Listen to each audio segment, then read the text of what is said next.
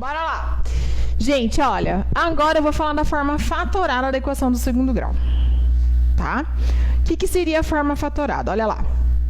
Primeiro nós temos a forma parcelada, que eu já comentei com vocês, ax ao quadrado mais bx igual a mais bx mais c igual a 0. Essa seria a minha forma parcelada, as parcelas a, b e c, certo? Ou eu tenho a minha forma fatorada, que é a que multiplica x1, x menos x1, que multiplica x menos x2 igual a 0. Ai, mas por que eu preciso disso?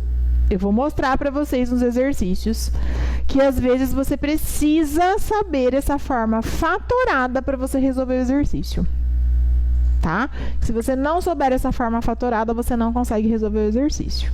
Vou mostrar para vocês isso. Então, vamos lá. Eu coloquei um exemplo ali, ó.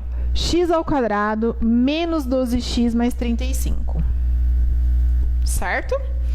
Então, quando eu sei as raízes, agora é diferente, ó. Quando eu sei as raízes, quando o exercício me dá o valor da raiz, certo? Quando eu sei o valor da raiz, x1 e x2, ó,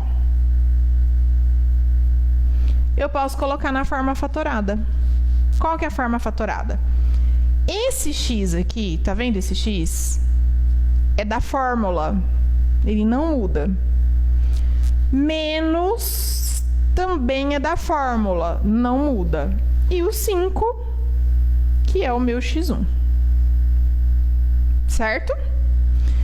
Vezes, isso também é fórmula. Esse parênteses é da fórmula, esse parênteses é da fórmula, esse x é da fórmula, esse menos é da fórmula, e o 7, que é o meu x2.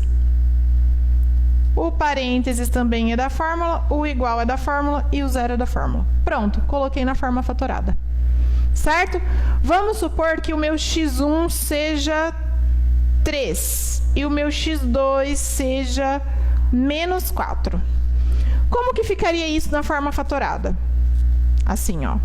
X, que é da fórmula, menos, que é da fórmula, 3, que é a minha raiz, vezes, que é da fórmula, parênteses da fórmula, x da fórmula.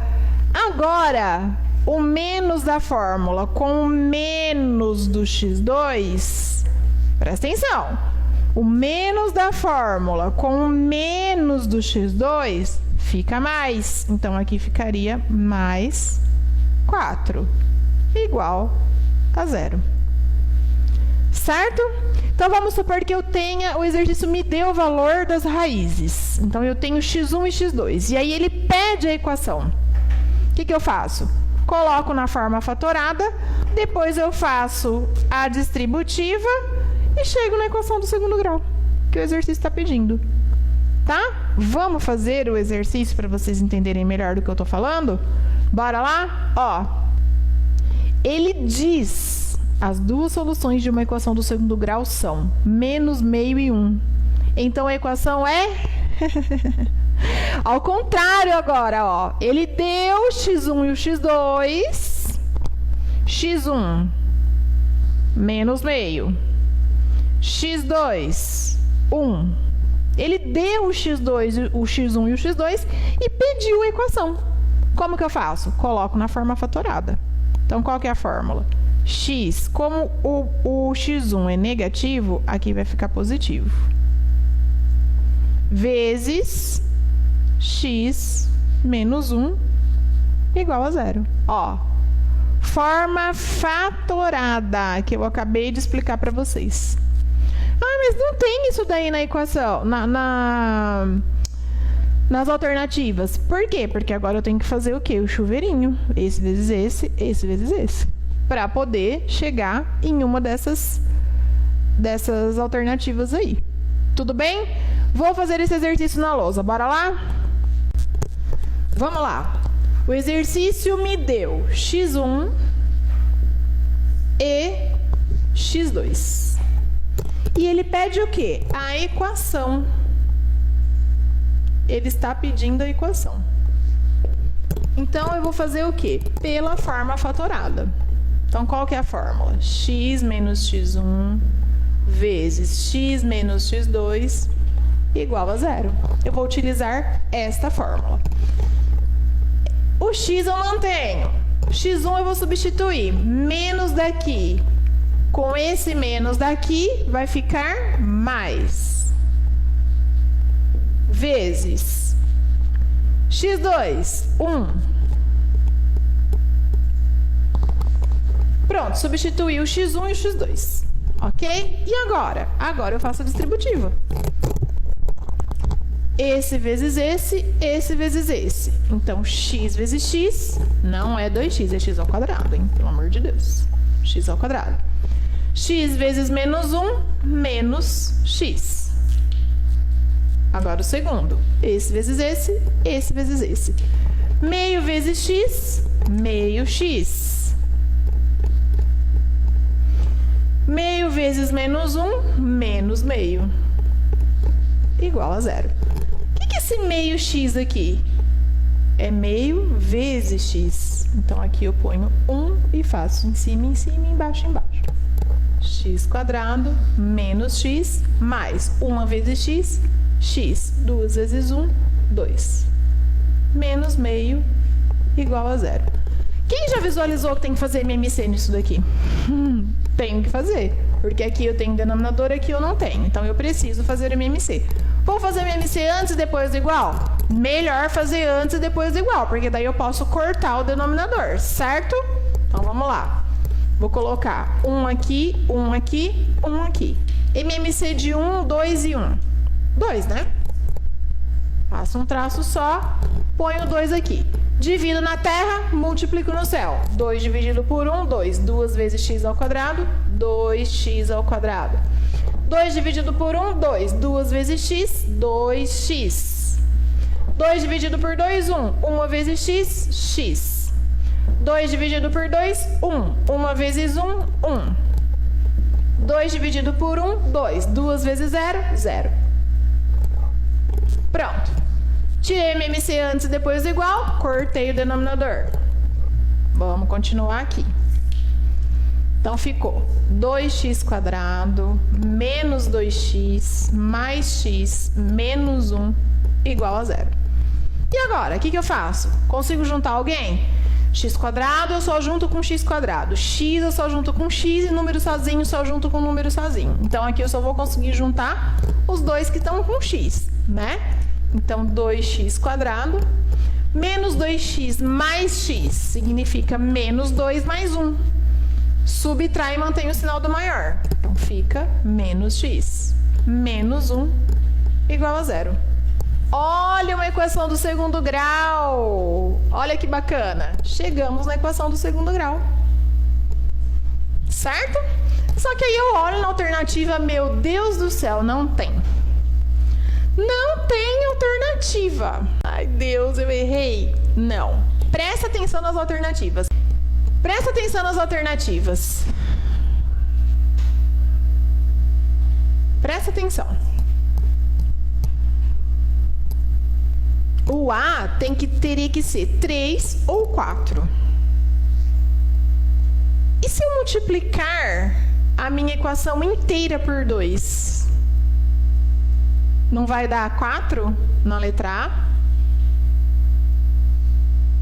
Se eu multiplicar a minha equação inteira por 2, não é C e não é A. Não é a C e nem a A, é a D. Isso mesmo, é a D. Por quê? Porque eu multipliquei a minha equação inteira por 2. Se eu multiplicar tudo isso daqui por 2, vai ficar assim, ó. 2 vezes 2, 4. 4x ao quadrado. Menos 1, porque aqui é 1, né? Menos 1 vezes 2, menos 2.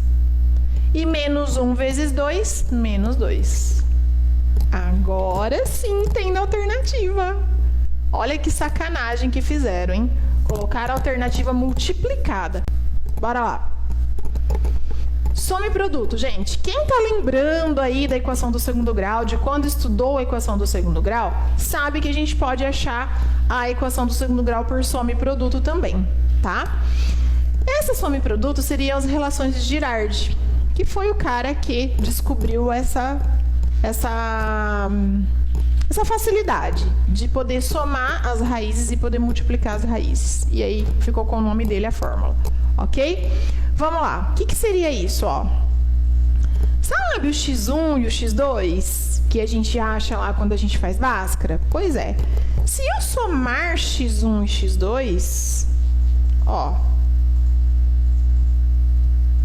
x1 mais x2 é menos b sobre a. Mas que b é esse? Aquele b da equação lá do a, b e c. Tá? E se eu multiplicar x1 e x2, eu tenho c sobre a. Eu vou escrever aqui, ó, para vocês. Não vou nem falar, só vou escrever. Tá bom? Deu para entender? Deu para entender? Bora lá, fazer exercício que vocês vão entender melhor isso daqui. Vamos lá! Os números MN, mas MN não é letra? O exercício está dizendo que são números, então são números. MN são as raízes da equação. 4x ao quadrado mais 4rx mais r ao quadrado menos 9 igual a 0. Que equação estranha que é essa que tem duas letras? Pode ter. Qual, então, é o valor de m mais n? Aí você olha e fala, minha Nossa Senhora, os números m e n são as raízes. Olha, ele está afirmando que m e n são raízes. Se m e n são raízes, o que é o m? x1. E o que é o n? x2. Certo? Tá. E o que ele pede? M mais n. M mais n é o que ele pede. Então, ele quer x1 mais x2. Concorda? O que ele quer é x1 mais x2. Porque m mais n é a mesma coisa que x1 mais x2. Ok essa interpretação? Tudo bem? Deu para interpretar bem isso daí? Que agora a gente vai fazer os cálculos. Essa é a fórmula. Então, se ele quer m mais n, ele quer x1 mais x2. Pelo enunciado, pela interpretação que a gente fez do enunciado. Então, se a minha fórmula se a minha equação é 4x ao quadrado mais 4rx mais r ao quadrado menos 9 igual a 0. Quem é o a mesmo? O a é sempre quem acompanha o x ao quadrado. Então, esse é o a. Quem é o b? O b é sempre quem acompanha o x. Quem que está acompanhando o x aqui? Tudo isso daqui. Então, tudo isso daqui é o b. E o c? O c é o que sobrou. É o termo independente, é o que sobrou. Então, tudo que sobrou é o c. Agora eu vou colocar na fórmula. x1 mais x2 é igual a menos b sobre a. x1 mais x2 é igual a menos, quem é o b? 4r. Então, menos 4r. Quem é o a? O a é 4 sobre 4. Certo? Continuando aqui. x1 mais x2. Se eu tenho 4 em cima e 4 embaixo, eu posso simplificar ou cancelar. No caso, como eles são iguais, eu cancelo. Vamos. x1 mais x2. Aqui, como eles são iguais, eu cancelo, certo? Então, menos r. x1 mais x2 vale menos r. Se x1 mais x2 vale menos r, e x1 é m e x2 é n, então m mais n também vale menos r. Letra A. Que legal.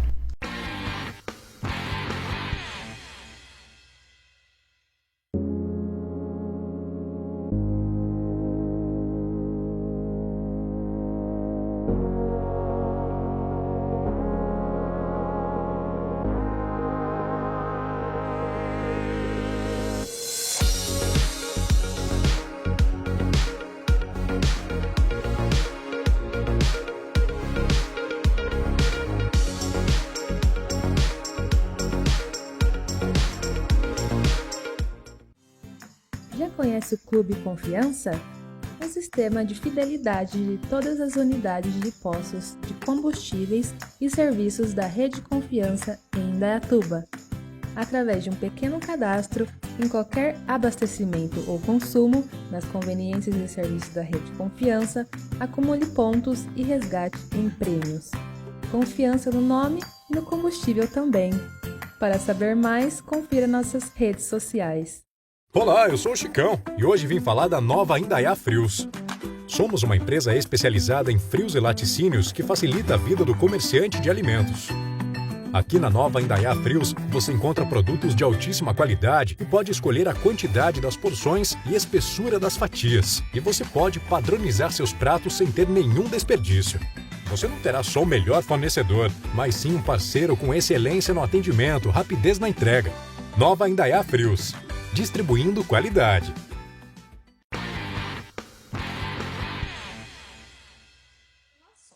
Bom, por onde eu começo? Pelas potenciações, a gente já sabe, mas o que eu faço com essas potenciações? Eu vou inverter aqui? Nesse caso, a gente não vai inverter. Eu vou resolver aqui primeiro, tá? Então, primeiro eu vou resolver o que está dentro do parênteses. O que tem dentro do parênteses? Uma divisão e uma multiplicação. Eu vou resolver a multiplicação primeiro. Então, aqui, ó. Vou resolver aqui primeiro. Então, esse eu vou copiar.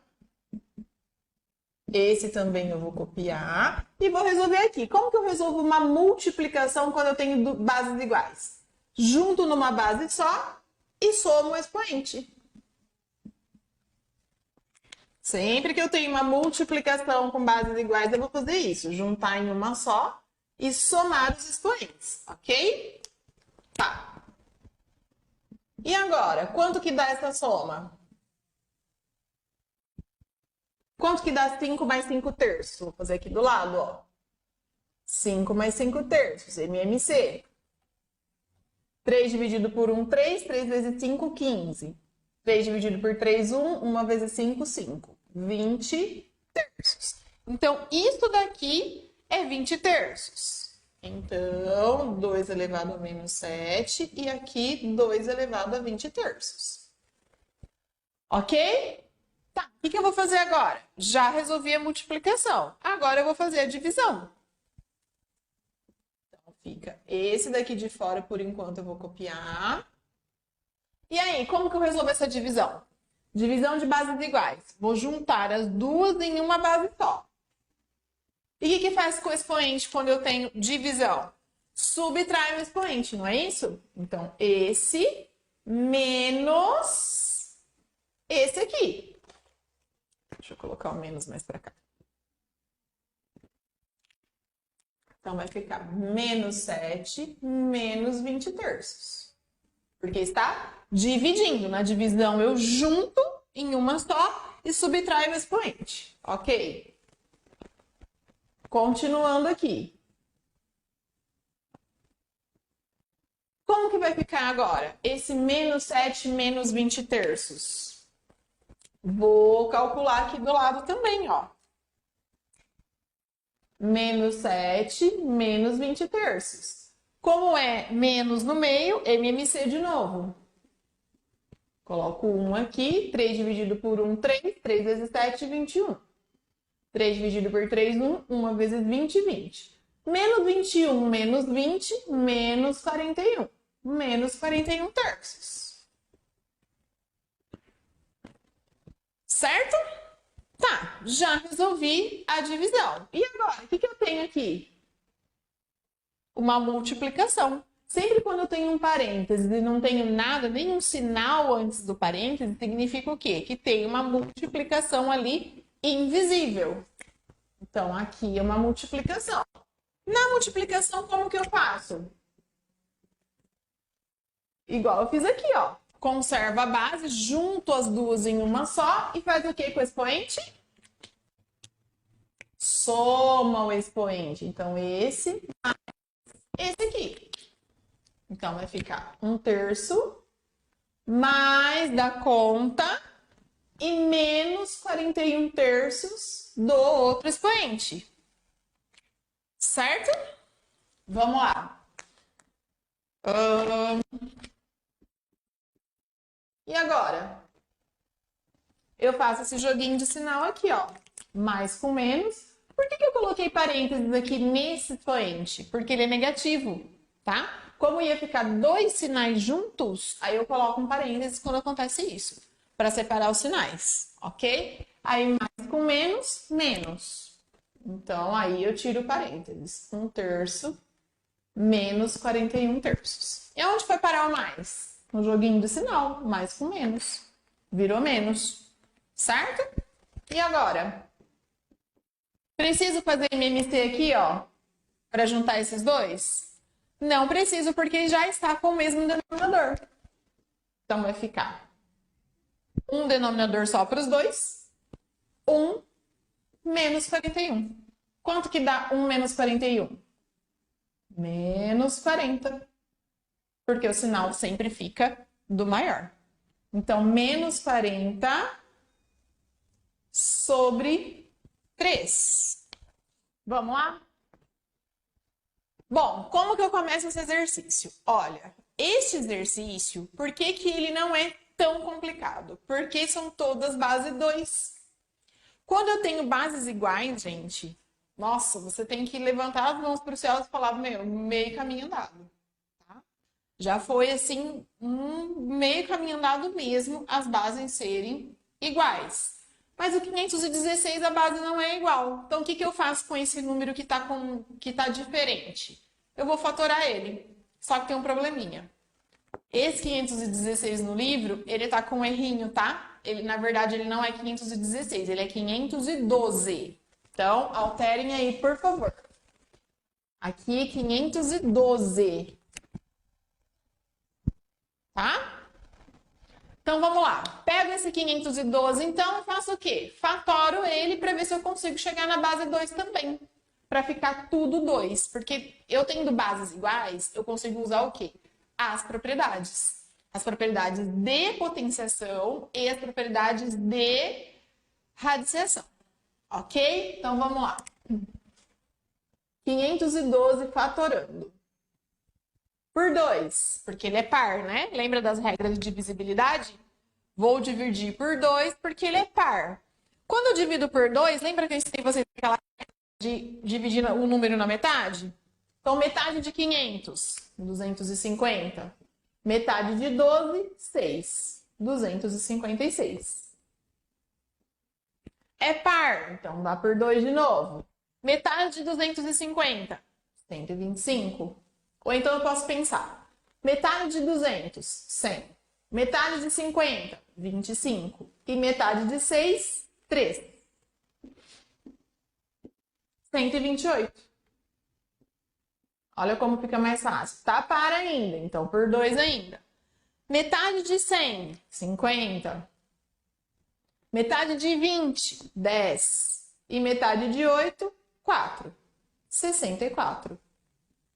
Eu só posso fazer isso quando eu divido por 2. Por 2. Metade de 60, 30. Metade de 4, 2. 32. Por 2 de novo. Metade de 30, 15. Metade de 2, 1. 15 mais 1, 16. Fica muito mais fácil dividir assim, né, gente? Muito mais rápido. Quem não conseguiu ainda fazer desse jeito, dá uma treinadinha. Pega um número e vai fazendo, fazendo. Que aí, de tanto você treinar, você acaba dominando a técnica. 16 dividido por 2, 8. Por 2, 4. Por 2, 2. Por 2, 1. Acabou a minha fatoração quando dá 1. Então, eu estou fazendo a fatoração para quê? Para deixar na base 2. Eu não estou fazendo uma fatoração para fazer MMC. Eu não estou fazendo fatoração para fazer MDC. É só para deixar na base 2. Então, o que eu vou fazer? Eu vou contar quantas vezes o 2 está se repetindo. 1, 2, 3, 4, 5, 6, 7, 8, 9. Então, significa o quê? Que 512 é a mesma coisa que 2 que repete 9 vezes. Certo? Então, 512 é a mesma coisa que 2 a nona. Então, lá no lugar do 512, eu vou colocar o quê? 2 elevado a 9. Então, vai ficar Z igual. Raiz de 2 aqui. Esse eu copio. Esse também eu copio. Esse eu copio. E aqui no lugar do 512, 2 elevado a 9. Aqui, ó. No lugar do 512, eu coloco 2 elevado a 9. Tudo bem até aqui? Deu para entender? Posso continuar? Vamos lá. E agora, o que eu vou fazer? Agora eu já deixei todo mundo na base 2. Depois que eu deixei todo mundo na base 2, eu começo a utilizar as regras, certo? Aqui em cima, como não tem expoente, tá um raiz de 2 normal, então eu vou deixar ele por enquanto, não vou mexer. Vamos levar esse raiz de 2 até o final para ver como que vai ficar. Eu vou mexer aqui, ó. Por quê? Porque aqui eu posso usar a regra da potenciação, a propriedade da potenciação. Duas bases iguais, multiplicando no meio, junto em uma base só e somos expoentes. Aqui, mesma coisa. Junto numa base só e somos expoentes, o que eu acabei de fazer no outro exercício. Então, vamos lá. Raiz de 2 em cima. E aí, eu vou juntar. 2, 3... Deixa eu até fazer maior. Deixa eu fazer maiorzinho para vocês entenderem bem o que eu tô fazendo. Então, ó, lá dentro da raiz. 2 vai ficar 3 aqui, mais que é da conta, menos 3. Então, ó, esse expoente, juntei os dois numa base só. E esse expoente mais esse expoente. Certo? Vezes aqui. A outra raiz agora. Vou fazer a mesma coisa, vou juntar numa base só. Então, 2. E o expoente? Menos 7 mais 9. Esse expoente mais esse expoente. Certo? Agora é só fazer aqui, ó. Mais com menos, menos. Então, vai ficar raiz de 2 em cima, mantém. 2 elevado a 3 menos 3, né? Porque mais com menos dá menos. E aqui, menos 7 mais 9 vai ficar 2 positivo, porque é o sinal do maior. 2 positivo. Certo?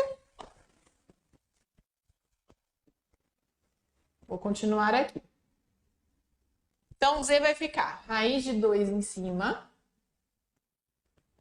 Embaixo. 3 menos 3 é. Então, 2 elevado a 0 aqui. Olha a regrinha lá de 2 elevado a 0, hein? E aqui, 2 elevado a 2. Raiz de 2 em cima. 2 elevado a 0 é quanto mesmo? Todo número elevado a 0 é 1. Então, aqui vai dar 1. E 2 ao quadrado? 2 vezes 2, 4. Então, raiz de 2. Quanto que é a raiz de 1? 1. porque 1 vezes 1 é 1. E raiz de 4? 2, porque 2 vezes 2 é 4. Então, eu tenho que D é raiz de 2, 1 vezes 2, 2. Sobre 2. E agora, acabou? Acabou. Por que acabou? Porque a raiz de 2 não tem exata.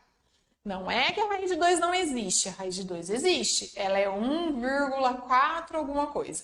Se você for fazer na calculadora, você vai ver que raiz de 2 é um número decimal.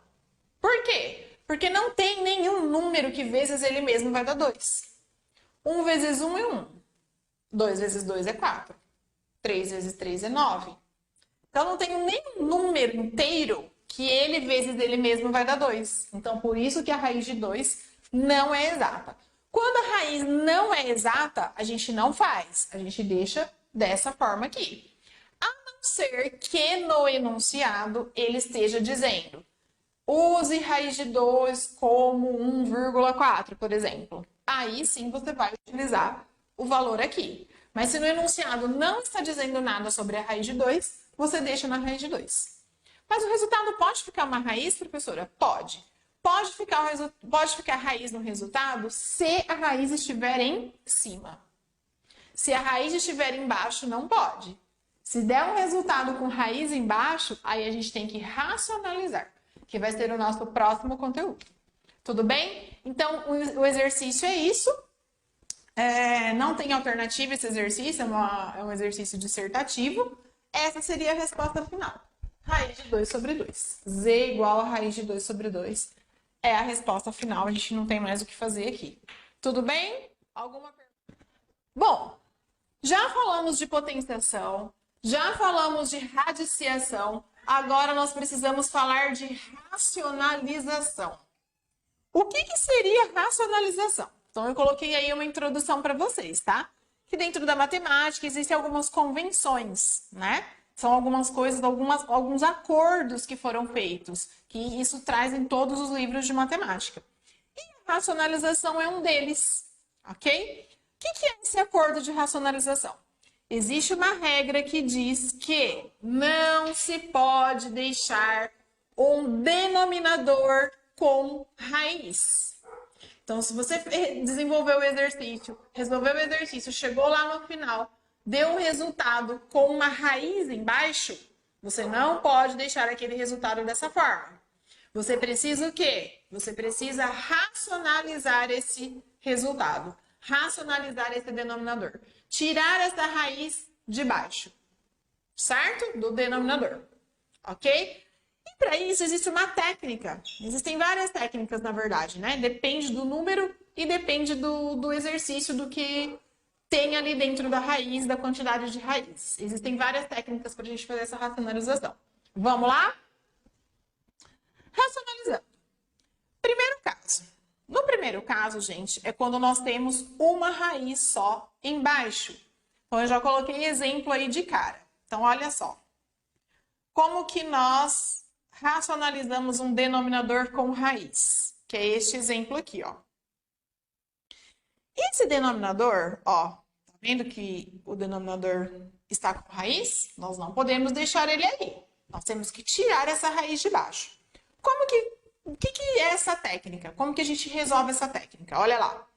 2 sobre raiz de 3. Eu repito aqui. 2 sobre raiz de 3. Aí o que eu faço? Eu multiplico. Ó. Eu multiplico por quem? Pela raiz que estava embaixo. Então, embaixo no denominador eu não tinha uma raiz de 3. Eu vou multiplicar por raiz de 3 aqui e por raiz de 3 aqui.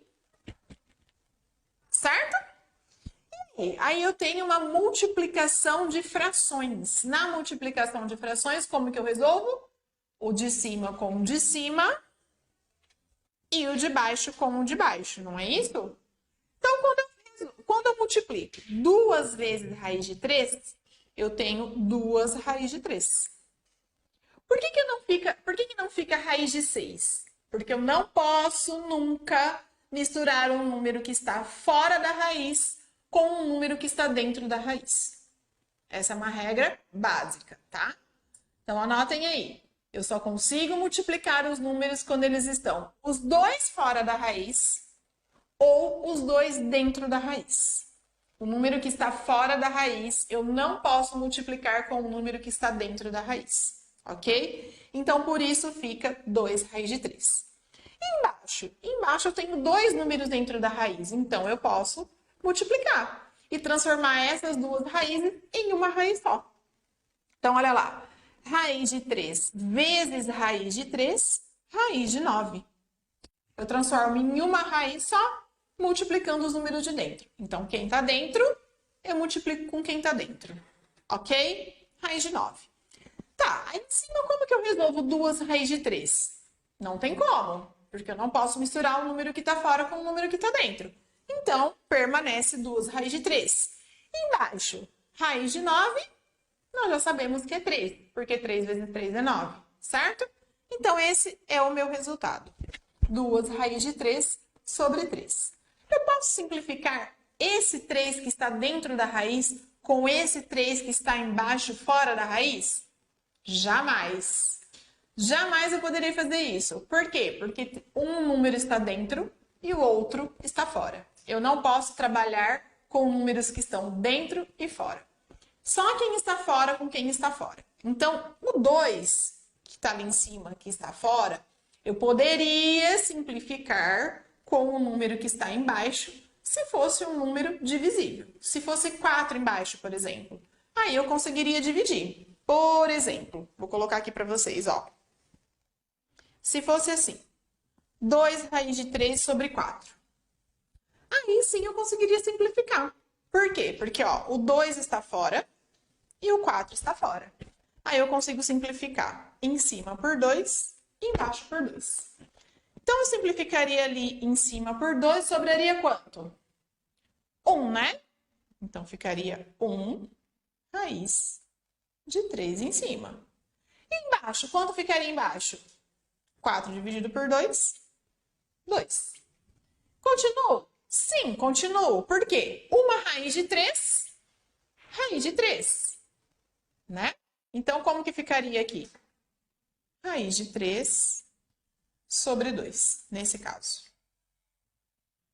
Certo, pessoal? Então, é isso. Eu consigo simplificar o número que está fora com o número que está fora. Eu consigo multiplicar ou dividir número que está fora com o número que está fora. E o número que está dentro com o número que está dentro também. Fora isso, não consigo fazer mais nada. Tudo bem? Tranquilo? Olha lá um outro exemplo. 1 sobre raiz de 2. Como que eu faço 1 sobre raiz de 2? Não posso deixar essa raiz de 2 embaixo. Então, olha lá. Repito aqui. E aí, multiplico por raiz de 2 em cima e raiz de 2 embaixo. Aí eu faço 1 vezes raiz de 2, raiz de 2. Raiz de 2 vezes raiz de 2, raiz de 2 ao quadrado. Ou seja, raiz de 4. Certo? No exercício anterior eu fiz direto. Aqui eu coloquei 2 ao quadrado. É a mesma coisa, porque 2 ao quadrado é 4. Então, raiz de 2 vezes raiz de 2 é a mesma coisa que raiz de 4. E raiz de 4 é 2. Então, raiz de 2 sobre 2. Olha lá, o denominador não ficou com raiz. A raiz foi para o lado de cima. Então, é isso que consiste essa técnica de racionalização. É você retirar o denominador com raiz. Deixar o denominador sem raiz. Ok?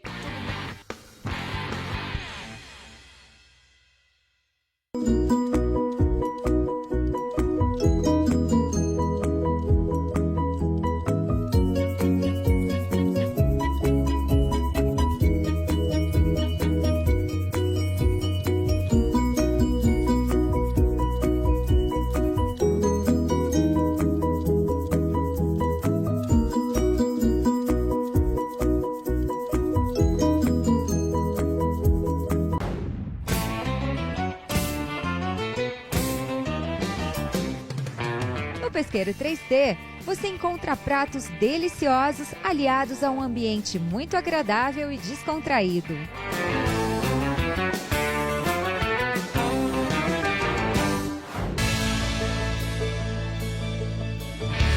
José Carlos Toninho Empreendimentos e Obras, Projetos e Construções. fez os primeiros edifícios de Indaiatuba. Com mais de 5.000 obras já executadas, projeta e constrói desde edícula até grandes edifícios. José Carlos Toninho Empreendimentos e Obras. Há 50 anos realizando sonhos para Indaiatuba e região.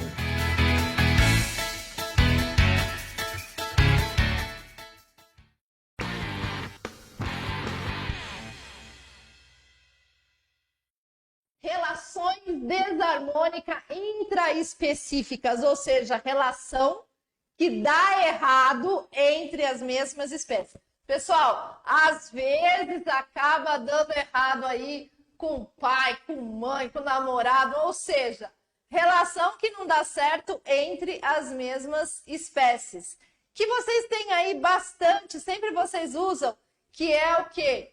O louva-a-Deus, né? A viúva negra, sim, acaba tendo aí uma relação onde causa um prejuízo, né? Quando o indivíduo consome uma parte ou total parte da mesma espécie.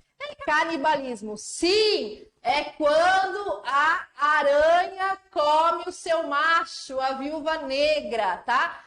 É quando você tem a parte inteira ou parte dela sendo devorada, sendo comida. Ah, Érica, mas isso aí não é predatismo? Não, porque o predatismo são de espécies diferentes. E aí a gente está falando que são umas relações intraespecíficas da mesma espécie. Então, canibalismo, ok? Competição. A competição de espécies iguais, das mesmas espécies, elas nunca vão dar certo. Uma parte vai dar ruim. Qual é a parte que vai dar ruim? A parte mais fraca, a parte que vai perder. Então, vai perder por quê? Território, fêmea, macho, comida, água. Então, eu tenho a mesma espécie brigando entre si por causa desses fatores, né? Ambiente em si, e uma delas vai dar ruim, pessoal. Não tem como as duas ganharem nesse ponto. Então, relação desarmônica intraespecífica entre as mesmas espécies. Aí, o que eu estava falando para vocês agora há pouco ali, ó. Relações desarmônicas interespecíficas. Então, o canibalismo é entre as mesmas espécies. O predatismo é de espécie diferente. Pegou? Pegou aí, ó. Volta comigo. Intraespecífica, canibalismo. Interespecífico, predação, predatismo. Ou seja, é quando eu preciso fazer o outro, né, a outra espécie me favorecendo. Muito, muito comum ser caça, ser território, ser água, ser ambiente, ser fêmea, tá? Se eu vou ter aí uma fêmea entrando no meu bando, eu vou fazer ela embora fazendo o predação. Mas você está falando que é de espécies diferentes, mas eu tenho espécies que acabam tentando se favorecer. Então, por exemplo, existe um tipo de gato de mato, gato do mato, gato selvagem, que ele tem as glândulas mamárias mais interiorizadas, elas são mais internas. Então, quando ela tem filhote, ela procura um outro animal que esteja amamentando e ela empurra seu filhote no meio da cria para que a mãe que está amamentando amamente seu filhote junto. Neste caso, Érica, mas não vai causar mal. Mas você concorda que numa ninhada muito grande eu posso ter falta de leite para minha ninhada? Então, aí eu tenho essa questão de território mesmo, né? De tirar a fêmea do caminho, tirar esse filhote invasor para que eu não tire o alimento da minha ninhada. Então, tudo isso são relações desarmônicas que vai causar um prejuízo muito grande a outro. E, pessoal, não adianta assistir History Channel e chorar, porque isso é necessário. Então, quando você estiver assistindo lá um vídeo, né, onde você vê a onça, o leão correndo atrás do coelhinho, você fala, ai, que dó! Mas pensa o seguinte, esse leão, ele também tem filhotes para criar, ele também tem filhote para alimentar. Então, é uma cadeia, é uma teia alimentar que precisa ser alimentado, né? Não tem o que fazer, é natureza. O ruim é quando o homem interfere nisso. Quando o homem interfere e muda, né, esse ciclo, muda essa cadeia, faz intervenções aonde deixa as espécies sem opção, aí é ruim. Mas quando a gente está falando numa savana, por exemplo, numa savana onde você vê um leão correndo atrás de uma zebra, e isso, a biologia é muito legal por causa disso, ela faz esses links, pessoal. Então, por exemplo, eu posso estar dando essa aula, eu posso falar de Darwin. Quando você pensa que Darwin fala que não existe zebras míopes, é por quê? Porque ela foi caçada. E quando ela foi caçada por um leão numa relação desarmônica, onde esse leão precisava alimentar os seus filhotes. Então, automaticamente, eu não tenho zebras míopes passando descendentes míopes. A biologia é toda interligada. E você precisa ter esse clique. Quando você estiver estudando biologia, você tem que pensar assim, qual é o assunto que eu posso linkar com isso daqui? Qual é a matéria que eu já vi ou que eu estou estudando que eu posso linkar? O que o examinador, na hora da prova, pode pedir para mim tratando desse assunto? Então, esteja sempre ligado com o que você já viu e quanto mais conteúdo você for aprendendo, vai linkando com os assuntos dados para que você vá aumentando a sua rede de conhecimentos dentro da biologia. Tranquilo? Então, aí eu tenho a comparação de Darwin, quando ele fala das zebras míopes, com a relação desarmônica, aonde eu não tenho o que fazer. Eu vou servir de alimento ou eu vou caçar um alimento para minha ninhada, para os meus filhotes, para minha prole. Relação desarmônica interespecífica. Eu tenho aí indivíduos que se alimentam de uma parte viva da planta, né? Herbivoria, tá? Aí eles se alimentam de todas as partes de qualquer planta, que não é o caso do vegetariano. O vegetariano é só legumes, frutas e verduras e os derivados, né? Derivados de animais, ovo, leite. E aí a gente vai tendo o não consumo da carne em si. Tranquilo? Relações desarmônica interespecíficas, que é uma competição interespecífica de recursos, tá? É a disputa de recursos entre as espécies. Então, assim, não morre ninguém. Mas, por exemplo, a comida, eles vão competir entre si, espécies diferentes competindo entre si, ambiente competindo entre si, mas não tem morte de nenhuma das espécies. E aí, pessoal, eu tenho essa parte que é muito bacana, porque a gente vai linkar lá na frente quando a gente for falar um pouquinho sobre as pirâmides ecológicas, sobre as espécies invasoras, né? Então, espécies que o homem acaba introduzindo no meio ambiente e que vai sim causar impacto ambiental, né? Que vai causar problemas para esse ambiente. Eu não sei se vocês recordam, há um tempo atrás, algumas pessoas vieram pescar e trouxeram iscas que não eram nativas do Brasil. E essas iscas foram deixadas no rio e elas acharam um meio de sobreviver na natureza, né? Acharam condições ambientais de se procriar.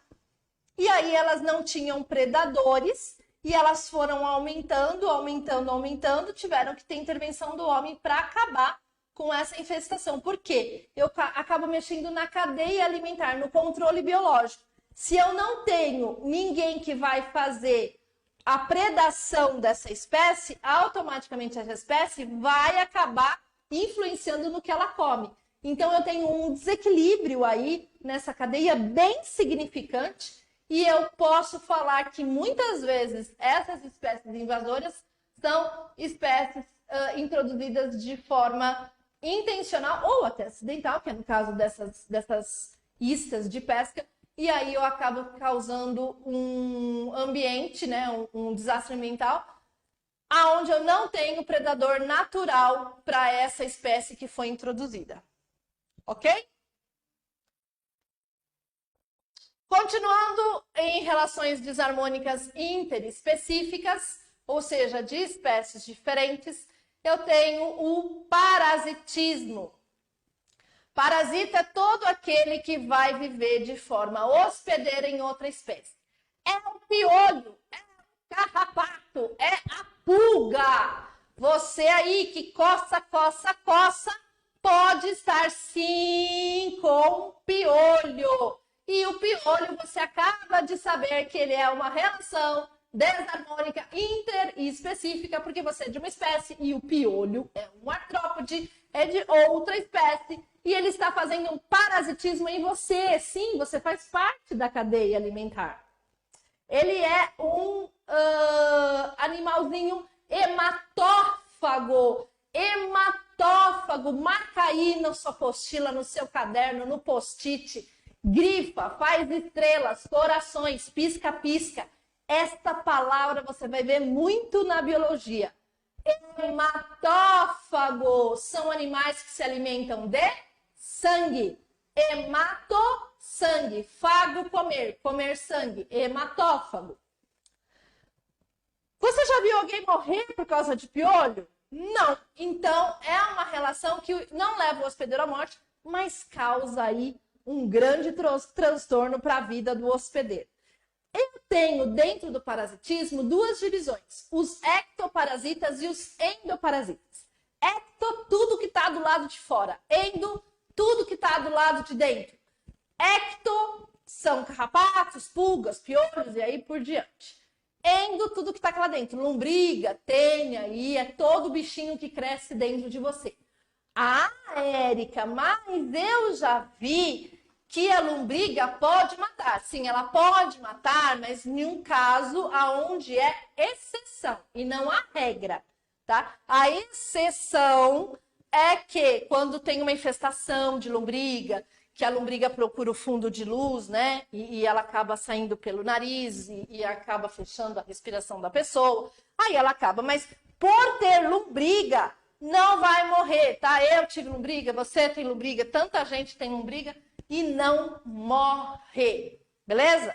Mas tem que tirar, viu, gente? Não pode ficar aí com verminose, não, porque causa outros problemas, anemia e assim por diante. Não é legal, né, pessoal? Nós temos que ter a vida legal, corpo legal, saúde bacana. Tranquilo? Falando em relações desarmônicas ainda de espécies diferentes, eu tenho o amensalismo, associação de duas espécies diferentes em que uma inibe a outra.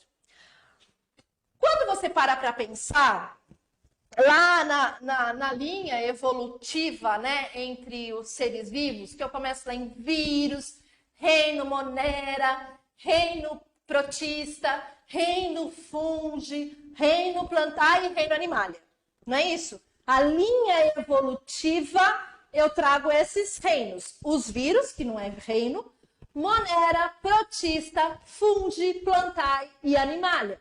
Então, eles são classificados de acordo com as suas estruturas e as suas partes de evolução. Então, é uma linha evolutiva, que eu vou aumentando o grau de especificidade das coisas, tá? Das funções desses órgãos. Bom, quando você olha o reino monera e o vírus, né, as bactérias e os vírus, e eu te perguntar assim, o que você prefere? Você prefere ter uma pneumonia viral ou uma pneumonia bacteriana? Ai, Érica, eu não prefiro nada. Tá bom, mas vamos supor que você tem que escolher. Eu prefiro uma bacteriana. Uma bacteriana, ela é muito mais forte, mais resistente. Ela não precisa de célula hospedeira. A bactéria, você vai me trazer N argumentos. Eu tenho certeza que você já estudou o reino monera e você está afiado no reino monera e você sabe exatamente o que você vai me responder. Acontece que as bactérias, elas têm o quê? Antibiótico. Os vírus não. Os vírus, elas precisam do meu organismo para que o meu organismo esteja legal, para que ele consiga combater o vírus. Visto o coronavírus que está aí, que a gente está convivendo na pele com ele e tendo que estar com um organismo bem bacana para que os estragos não sejam assim tão significativos como a gente tem visto aí, infelizmente, em alguns casos, tá? Os antibióticos, a grande maioria, não todos, são feitos de fungos. Sim, a penicilina é um fungo e que é feito um antibiótico. Então, quando eu tenho numa relação... Olha só o link de tantos assuntos aí, né? Falei de vírus, falei de bactérias. Viram como interage tudo na biologia? Eu tô falando para vocês que relações desarmônicas interespecíficas, quando eu falo de amencialismo, é duas espécies diferentes, aonde uma vai aniquilar, destruir, acabar com a outra. Neste caso, fungos e bactérias, beleza? Ó, eu trouxe aí um comparativo para vocês dessas relações aí entre espécies diferentes e espécies iguais, né? As mesmas espécies. Tá bem bacana, tá bem colorido, aonde você pode ver direitinho quem faz o quê, quem ajuda quem traz benefício para quem e quem não traz benefício nenhum. Beleza? Bom, eu começo a falar sobre adaptações. Essas adaptações, pessoal, a grande maioria delas, elas vão vir para somar a sobrevivência das espécies na natureza, nos ecossistemas, nos ambientes. Estratégias de sobrevivência a gente chama de adaptação, tá? Então, melhor adaptação ao meio ambiente, como é a melhor forma de obter alimentos, qual a melhor forma de fugir, enganar, disfarçar o seu predador. Isso tudo a gente chama de adaptações. Bom, uma das adaptações mais conhecidas é a camuflagem. Dá uma olhada aí. Acha o bicho. Aqui eu tenho uma coruja, aqui eu tenho uma borboleta, aqui eu tenho um bicho-pau ou bicho-folha, né? Aqui no tronco eu também tenho um bicho e na folha, escondidinho aqui, eu também tenho um bichinho, tá? Então, são todos os modos e meios de se misturarem ao ambiente e se camuflar, fugir do predador. Com a cor, com o formato, com o meio, muito parecido para que não seja comido. Então, assim, por que acontece isso, Érica? A espécie, ela vai se adaptando, pessoal, quando começa a perceber que o número de indivíduos dessa espécie começa a diminuir. Com essa diminuição, o próprio organismo, a própria genética desses animais, elas vão modificando para que as espécies se perpetuem, para ter espécies longas, né, duradouras. Então, só para você ter uma noção, vamos falar um pouquinho de nós, do homem. Quando você pega o homem da caverna, ele tem o corpo bem mais peludo, os dentes bem mais afiados, muito mais dentes, eles eram muito maiores, a testa era muito maior, bem mais proeminente, né? Tudo isso por quê? Porque ele tinha que sobreviver num tipo de ambiente. Com o passar das eras, né, dos milênios, o ambiente foi favorecendo com que a gente chegasse no que a gente é hoje. Mas nós não somos o final da mutação, nós não somos o final da mudança da espécie. Nós estamos numa constante mudança, nós estamos numa constante adaptação, nós estamos numa constante camuflagem. Por quê? Porque o nosso organismo, ele vai se acostumando com o ambiente. Então, pode ver, nós temos muito menos dentes. Porque hoje nós temos o quê? que é isso? Trem, Érica? Não, panela de pressão. A panela de pressão, ela trouxe um alimento muito mais mole para você. Aonde você não precisa mais pegar a caça e comer uma caça viva. Você não precisa mais dilacerar com seus dentes pontiagudos, né? Você tem alguma coisa que amolece a carne para você. Isso tudo é adaptação ao meio, adaptação aonde se vive. E esse bichinho aí, esse tipo de adaptação à camuflagem, mostra pra gente uma forma de sobreviver. Uma forma de sobreviver é a camuflagem. Outra forma de sobreviver é o mimetismo, tá? O mimetismo também é uma forma de sobrevivência. É uma forma de você ficar livre de não morrer na boca do predador. O que é isso? Bom, o mimetismo é o seguinte, eu tenho espécies que realmente são venenosas, são mortíferas, são letais.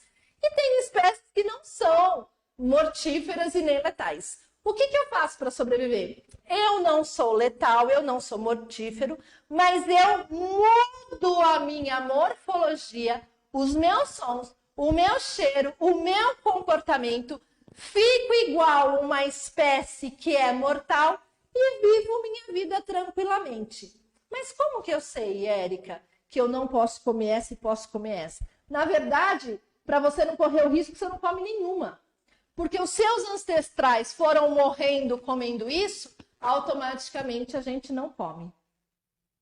Isso a gente passa geneticamente para os nossos futuros indivíduos, né? Para nossas gerações futuras. A gente vai passando essa informação genética aonde eu tenho riscos e o que eu não tenho riscos. Então, o mimetismo é eu vou ficar igual a alguma coisa que é muito ruim e eu consigo me safar aí de ser predado, de ser morto. Exercício de fixação. Leia com atenção na tela. Muito bem, pessoal. Vamos lá, eu vou ler com vocês. A erva de passarinho é uma planta que cresce sobre as árvores e que possui raízes que penetram no tronco da hospedeira, sugando a seiva desta até levá-la à morte. Assinale a alternativa que representa o tipo de relações ecológicas descrita entre a erva de passarinho e a árvore. Bom, olha lá! Eu quero que vocês prestem bastante atenção nessa questão para a gente entender o que se pede e o que não. O que é importante para a gente saber nessa questão?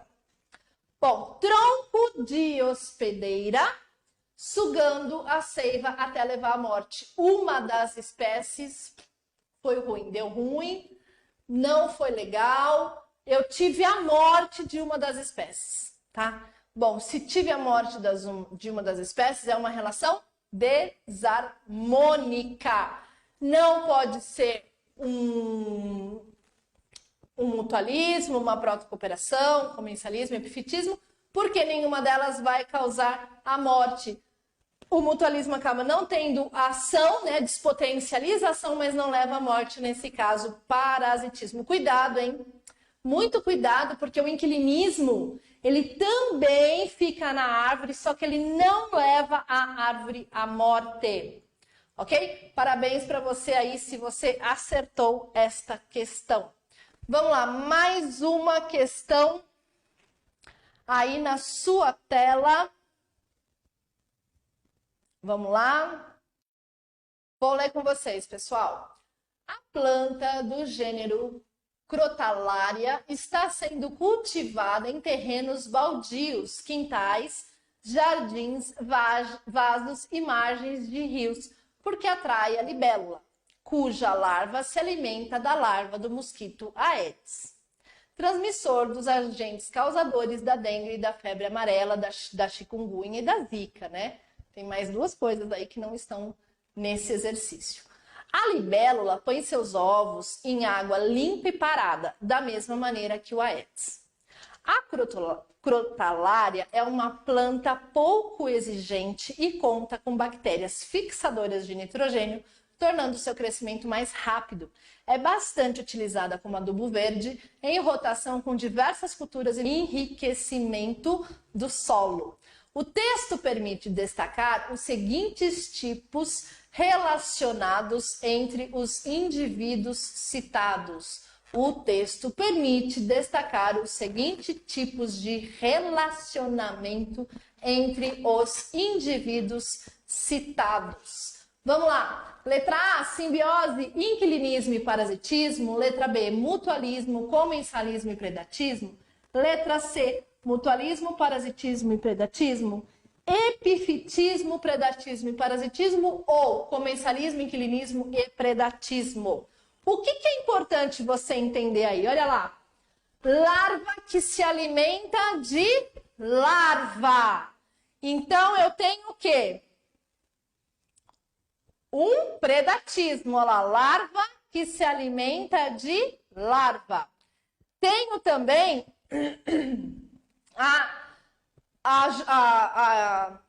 eu não vou ter a dengue e a febre amarela, ou seja, você é a extinção de alguma coisa aí, de uma espécie que viria a acontecer.